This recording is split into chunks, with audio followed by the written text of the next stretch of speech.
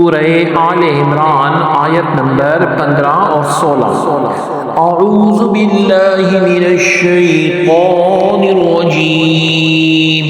بسم اللہ الرحمن الرحیم۔ قل أنبئكم بخير من ذلكم للذين اتقوا عند ربهم جنات تجري من تحتها الأنهار خالدين فيها وأزواج مطهرة ورضوان من الله والله بصير بالعباد۔ الذين يقولون ربنا إننا آمنا فاغفر لنا ذنوبنا وقنا عذاب النار۔ لفظی ترجمہ ہے،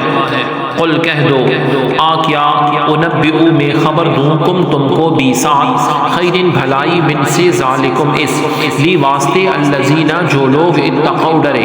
عند پاس ربی رب ہم ان کے جنات جنتیں تجری بہتی ہیں من سے تحتی نیچے ہاں ان کے الانہار نہریں خالدینہ ہمیشہ رہنے والے فی میں ہاں اس وا اور ازواج بیویاں مطہرۃ پاکیزہ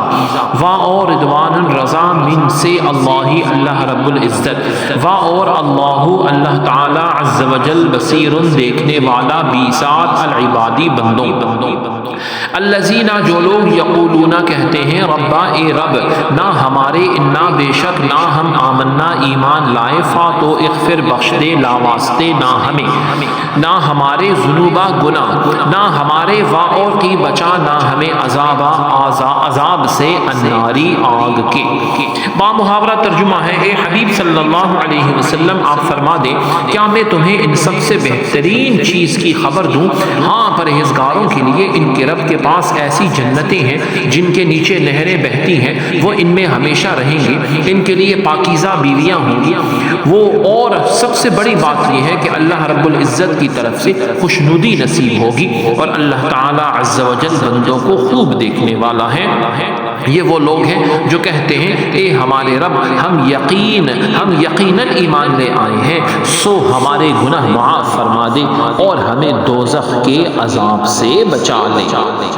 آیت کی تفسیر میں فرمایا گیا تم بتاؤ کیا میں تمہیں قل انبئکم بخیر من ذالکم آپ فرما دو کیا میں تمہیں ان چیزوں سے بہتر چیز نہ بتا دوں؟ سبحان اللہ، دنیا کی حقیقت بیان کرنے کے بعد کتنے دلنشین اور حسین انداز میں جنت اور رضا الہی کی طرف دعوت دی جا رہی ہے۔ چنانچہ اس فرمان کا خلاصہ یہ ہے کہ اے حبیب صلی اللہ علیہ وسلم دنیا کی حقیقت اور اس فنائیت سمجھنے کے بعد تم لوگوں سے فرما دو کیا میں تمہیں عورتوں بیٹوں مال اور اولاد سونا چاندی کاروبار باغات عمدہ سواریوں اور بہترین مکانات سے اچھی عمدہ اور بہتر چیز نہ بتا دوں؟ سنو وہ اللہ تعالی عز و جل کا قرب کا گھر ہے، یعنی جنت ہے جس میں دودھ ہے، شہد کی نہریں ہیں، شراب کی نہریں بہہ رہی ہیں، ان میں ایسی پاکیزہ بیویاں ہوں گی جو ہر قسم کے زنانہ عوارض اور ہر ناپسند اور قابل نفرت چیز سے پاک ہوں گی، اور اس جنت میں پرہیزگاروں کو